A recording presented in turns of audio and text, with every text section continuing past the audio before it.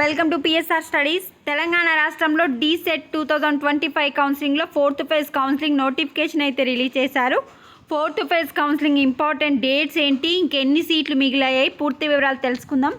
Video చూసిన వాళ్ళు చాలామంది లైక్ చేయట్లేదు. వీడియో చూసిన వాళ్ళు తప్పకుండా వీడియో లైక్ చేసి ఛానల్ సబ్స్క్రైబ్ చేసుకోండి. ఆల్రెడీ దీని గురించి ఒక చిన్న వీడియో చేశాను. ఆ వీడియో యొక్క లింక్ కామెంట్ సెక్షన్లో ఇస్తాను. కావాలనుకున్న వాళ్ళు ఆ వీడియో కూడా చెక్ చేసుకోండి. ఇప్పుడు ఈ వీడియోలో ఎన్ని సీట్స్ మిగిలాయి, ఇంపార్టెంట్ డేట్స్ ఏంటనేది చూద్దాం. సో ఇది వచ్చేసి మనకి ఇందాకనే రిలీజ్ అయిన ప్రెస్ నోటు.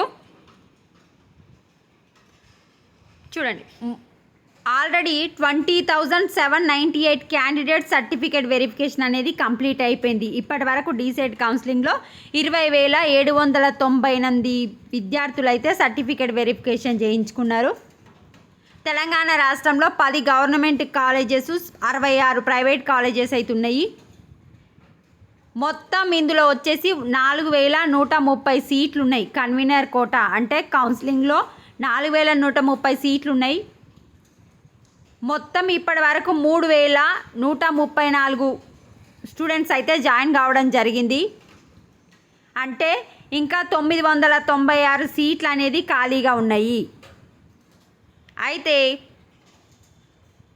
ఈడబ్ల్యూఎస్ కేటగిరీ ఓసీలలో ఎకనామికల్లీ వీకర్ సెక్షన్ ఉంటుంది కదా, ఆ ఎకనామికల్లీ వీకర్ సెక్షన్ 10% రిజర్వేషన్ అనేది ఇంత ముందుకు ఇవ్వలేదు. ఫస్ట్ ఇంత ముందుకు జరిగిన ఫేజ్లలో రిజర్వేషన్ ఇవ్వలేదు కనుక ఇప్పుడు ఈడబ్ల్యూఎస్ కేటగిరీ స్టూడెంట్స్కి అయితే స్పెషల్గా కౌన్సిలింగ్ నిర్వహించి 404 సీట్లను అయితే ఇవ్వాలని డిసైడ్ అయ్యింది.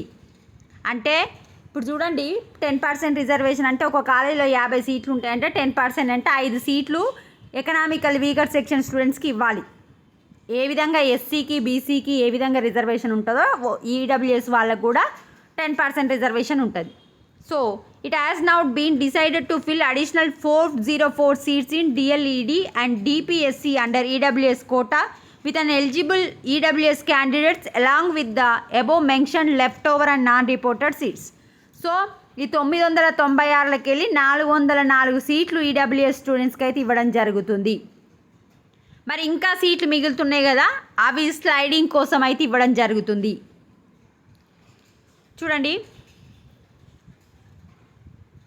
candidates joined DPSC may also give option for DELED and candidates joined in DELED may also given for options DPSC. అదంత ఇంపార్టెంట్ కాదు.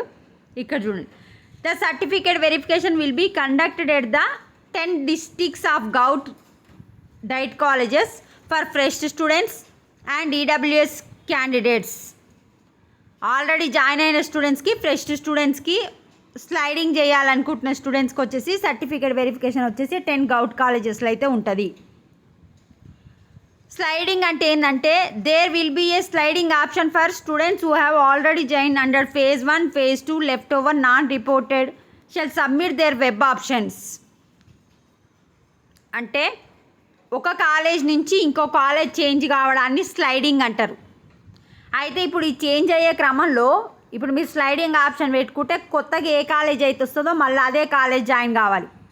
ఒకవేళ కొత్తగా వచ్చిన కాలేజీలో జాయిన్ కాకపోతే మీరు 2 సీట్లు పోతాయి. ఇప్పుడు ఉన్న సీటు పోతుంది, మళ్ళీ కొత్తగా వచ్చిన కాలేజ్ సీటు పోతుంది. అదే నోట్లో ఇచ్చింది మనకి.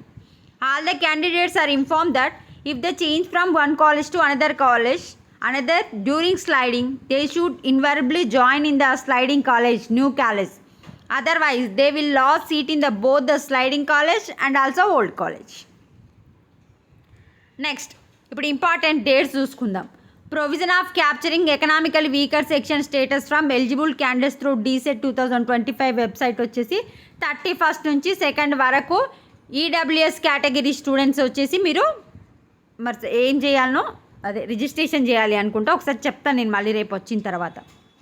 సర్టిఫికేట్ వెరిఫికేషన్ వచ్చేసి ఫ్రెష్ క్యాండిడేట్స్కి, ఈడబ్ల్యూఎస్ క్యాండిడేట్స్కి ఆల్రెడీ జాయిన్ అయినా సరే మళ్ళీ ఎవరైతే స్లైడింగ్లో వెళ్ళాలనుకుంటున్నారో వాళ్ళకి సర్టిఫికేట్ వెరిఫికేషన్ వచ్చేసి 3rd నుంచి 5th వరకు అయితే ఉంటుంది.